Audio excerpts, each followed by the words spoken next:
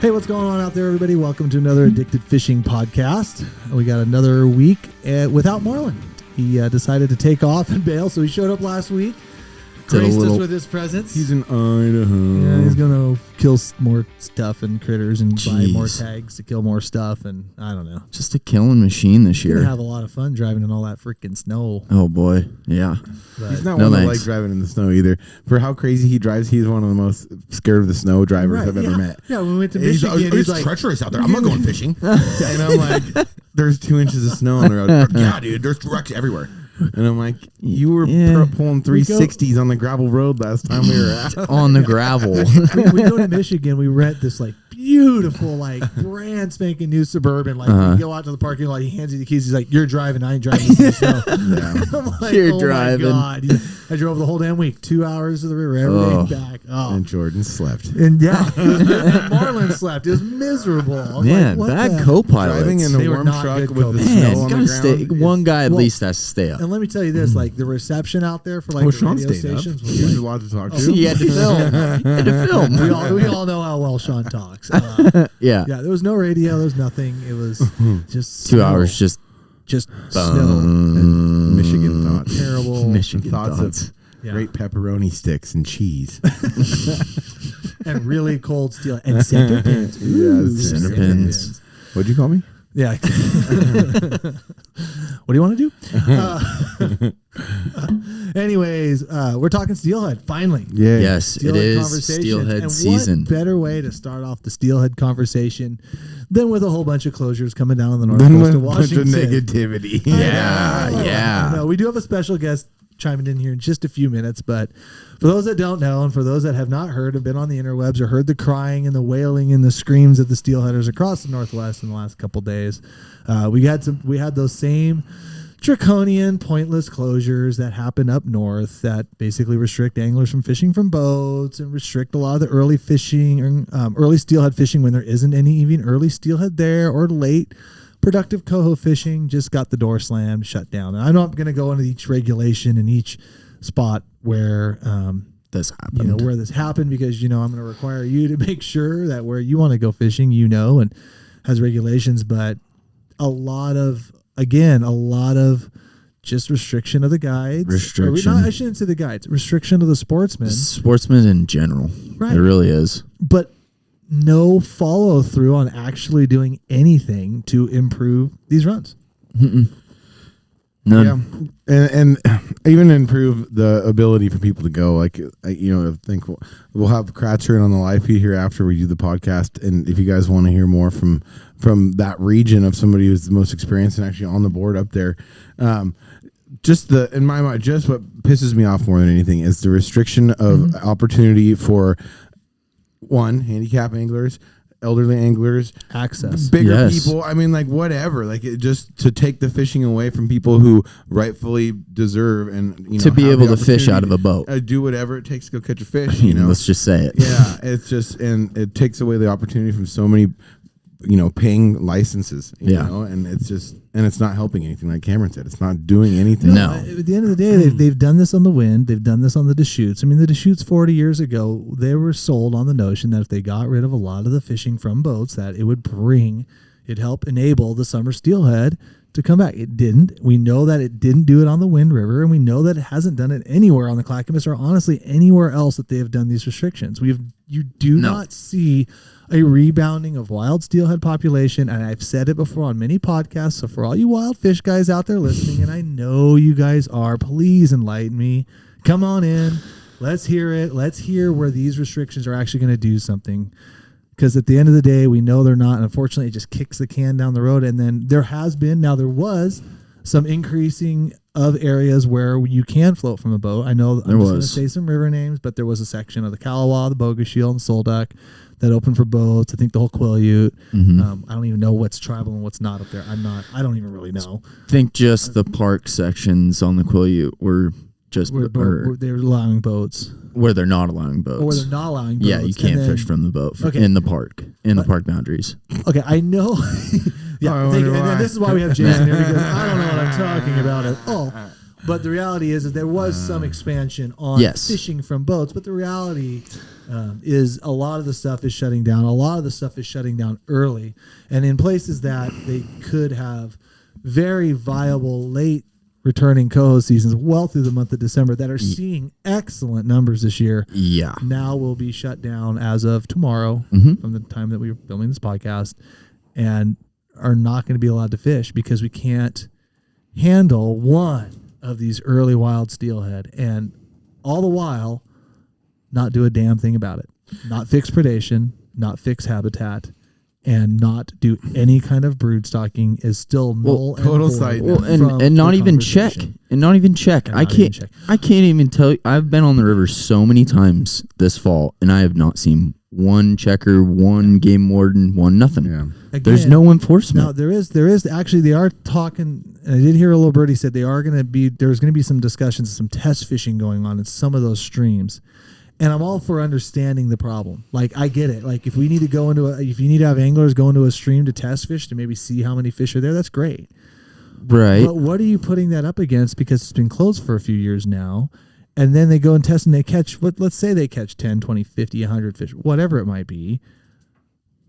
You're still studying it. You're still not bringing numbers back. You're still doing nothing to get back. And for those that think, and I understand there's a lot of angst and a lot of opinions out there, but there's a lot of people that think that there was some positivity coming out of the closures compared to last. But what do you guys think is going to happen the second that those escapement numbers dip back down due to unfavorable ocean conditions or anything? It's going to be worse. Right. And then in an opportunity where we could have done something about it. Yeah. Again, the state, really Region 6 hasn't.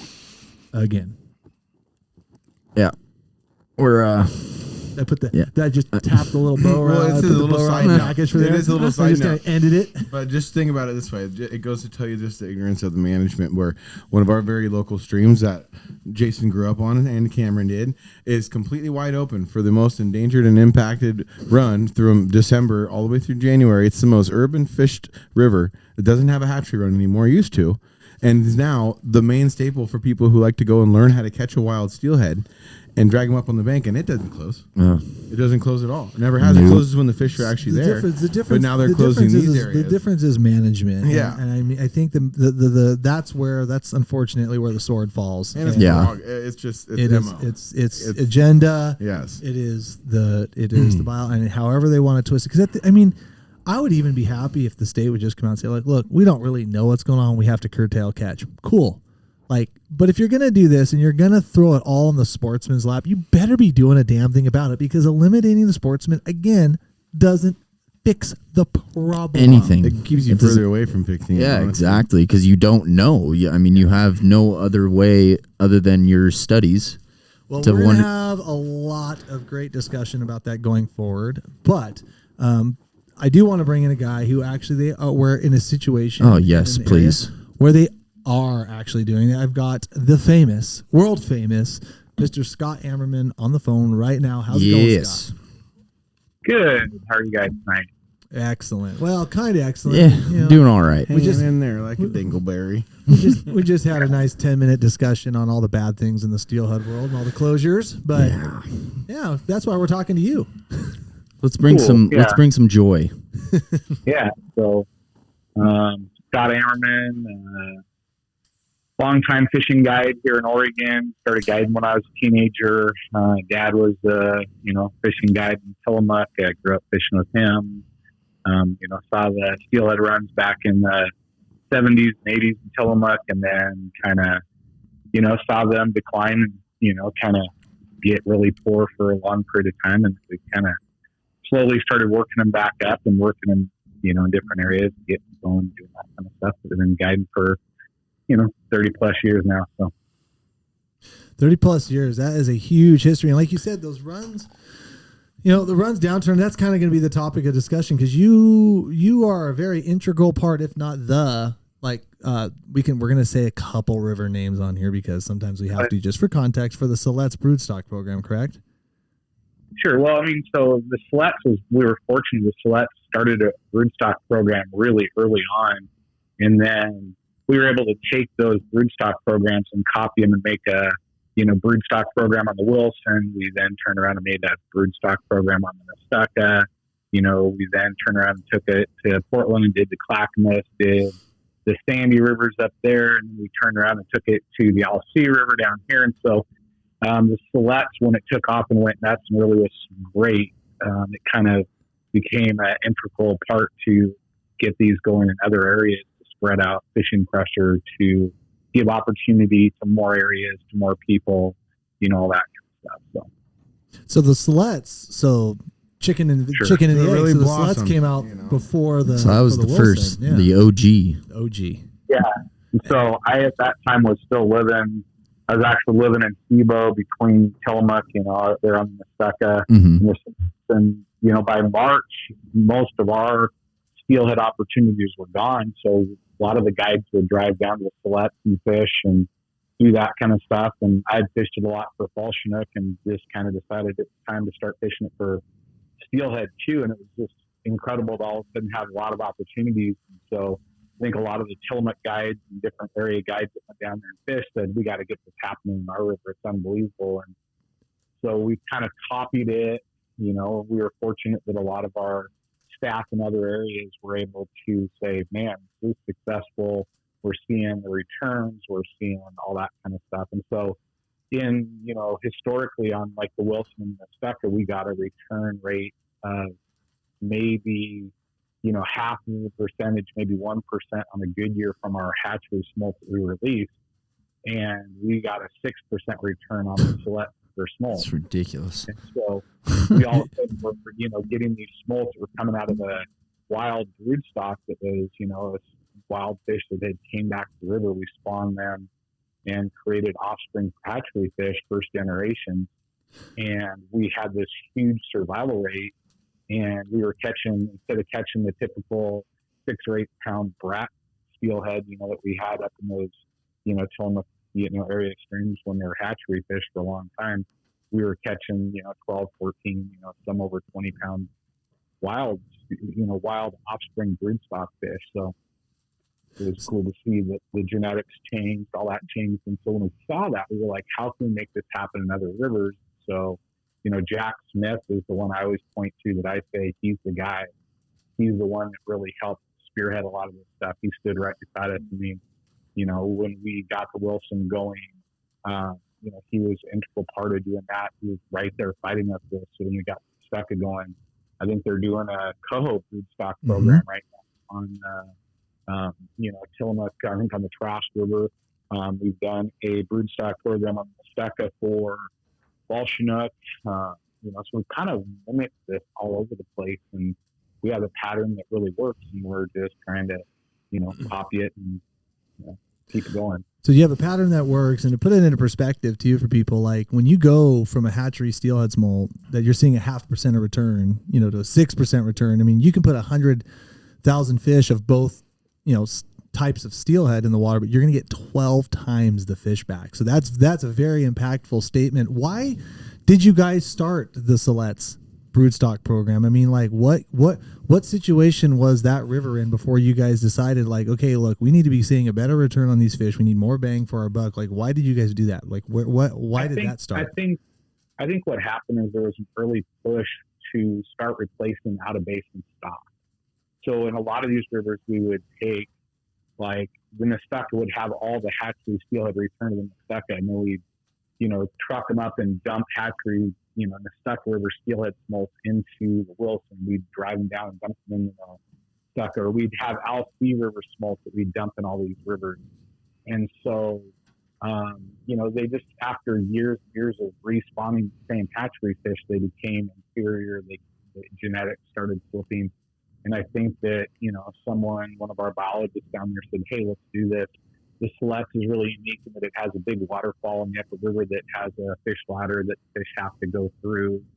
And so they were able to take wild fish right there. So it was very minimal how much, stuff they had to do to create a broodstock program. They had wild fish going back to this ladder. They took out a small number and started doing broodstock.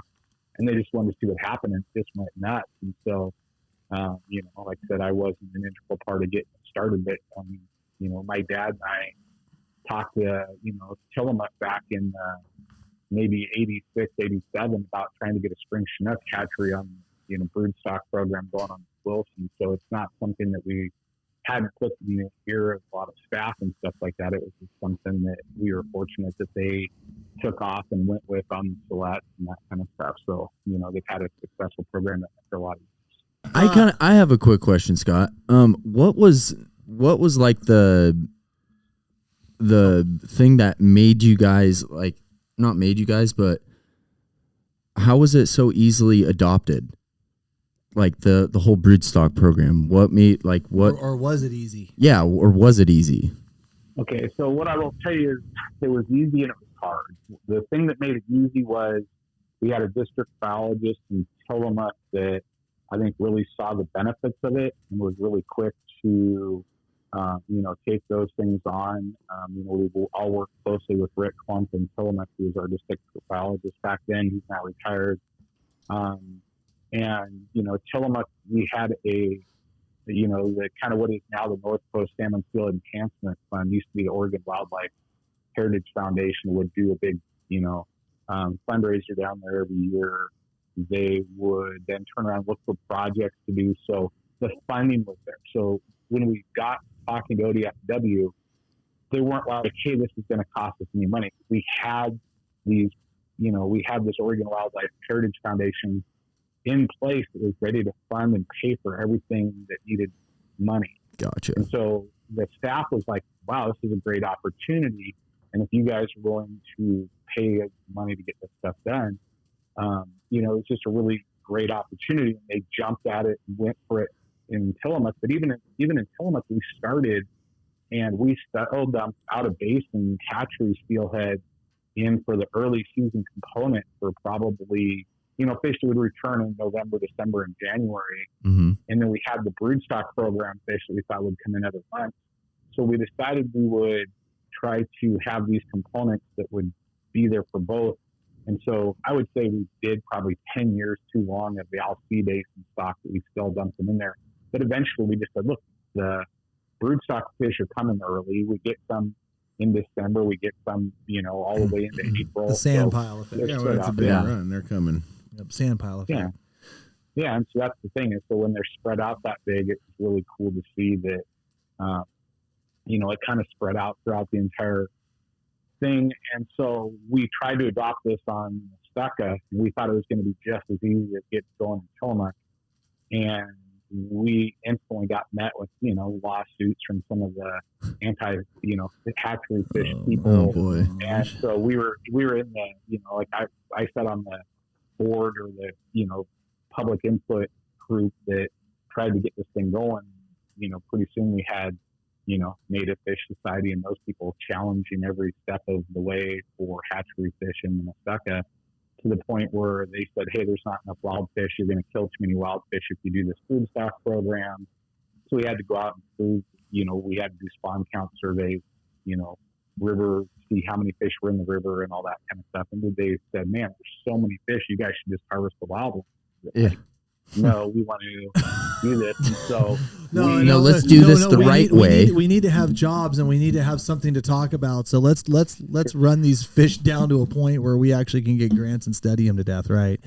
Yeah. So so we were fortunate in that situation too, where we were able to fund this stuff. So, we could have got completely stopped with this initial, hey, you don't know if there's enough fish. But we were able to say, hey, we're going to fund a couple year. We'll do a 2-year spawn survey in the river where we have to go down the river, count how many pairs are spawning, how many reds we see, get a rough idea of how many wild fish we believe are in the stuff. And we did that for a 2-year period where we kind of got caught in this red tape loophole, and it took us 2 extra years to start the program.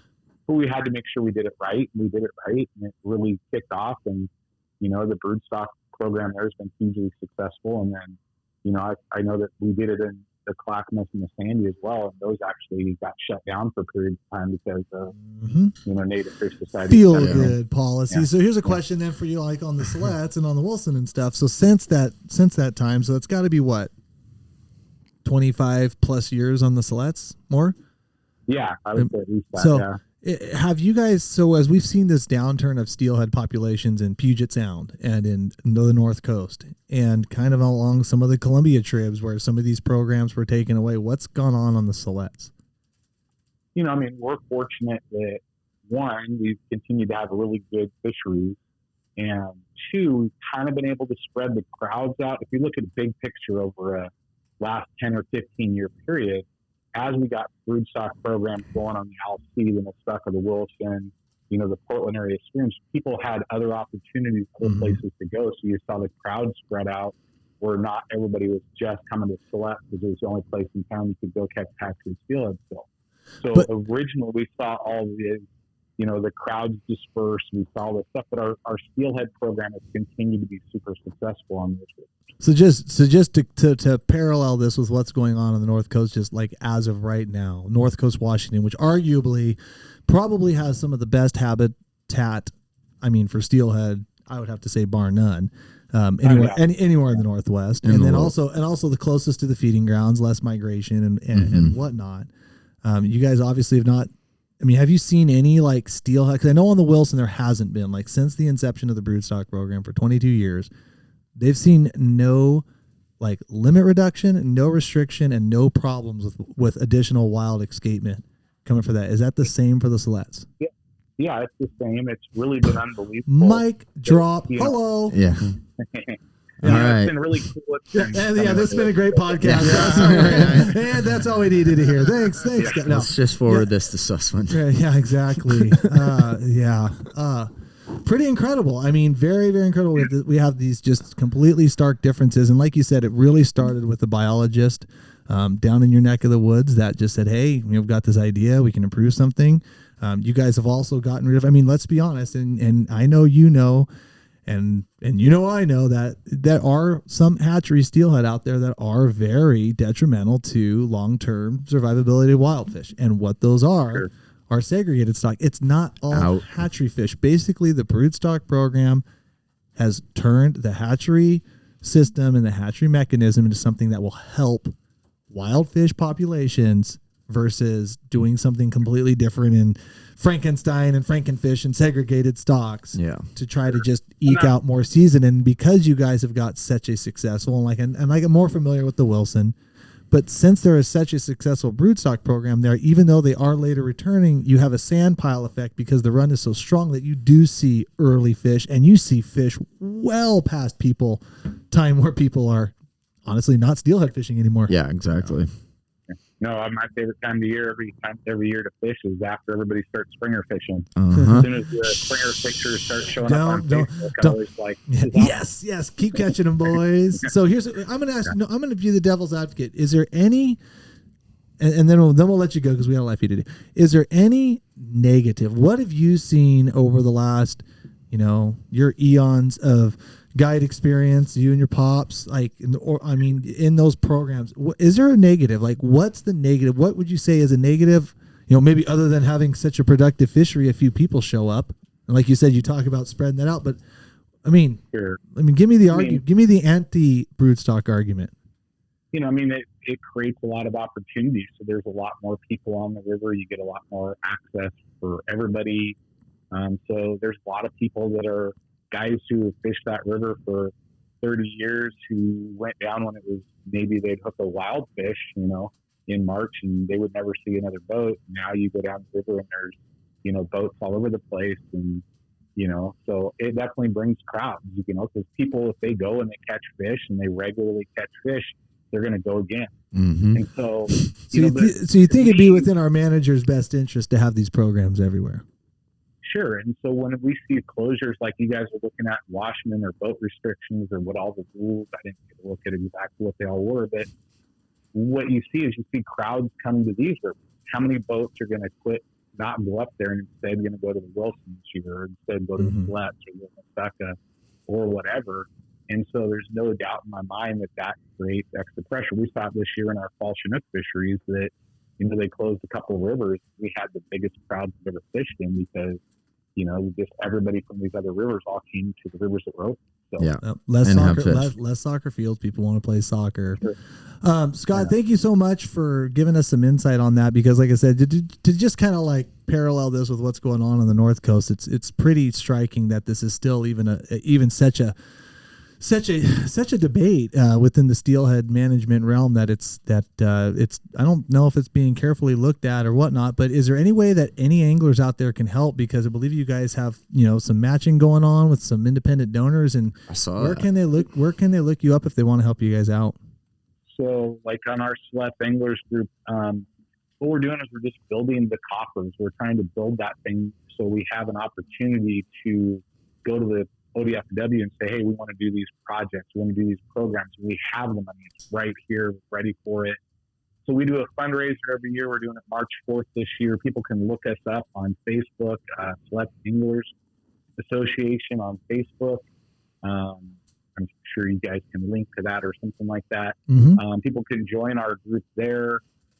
Right now, we had a donor step up and donate $5,000 this last week, saying that he would donate up to $5,000 if anybody else donated money. He would match their dollar for dollar. And so we had Giving Tuesday this week. So before that, we put it out in our Facebook group and said, hey, anybody that's willing to match money, we're trying to get as close to that $5,000 amount as we can. We do a fundraiser on March 4th where we actually do it on the River Day.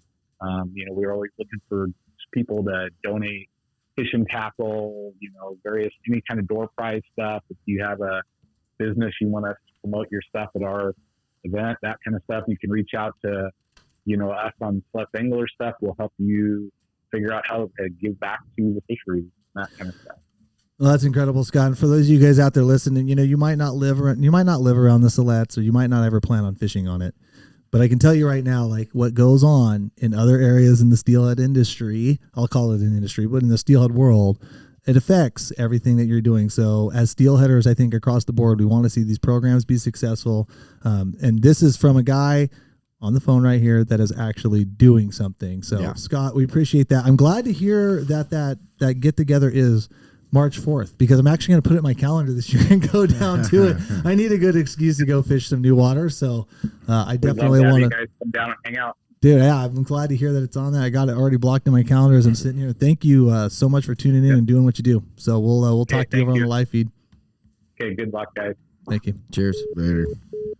All right, guys. Scott Amerman, like I said, a guy who's actually doing something. The state that's actually doing something. Proactively doing something. No, you heard it. Like no restrictions. No at all. No nothing. No barbless. No Just- frickin' no We're running out bait. of time too. It's just incredible. None of those fish are ESA listed yet, and if that happens up north, and Oh yeah, it'll no, be a that long slams time the before- doors. Yeah. Mhm. But either way, it's quite a stark comparison. So we need to support them however we can. I'm sure they'd appreciate Siletz Anglers Association. SAA? Yes. Yep. Siletz Anglers Association, guys. Hook them up. And honestly, if you ever get a chance, I've actually done a guided trip with Scott Amerman once. Years I know ago. my dad. I think Yeah. my dad has back in the day. He brought out a bead.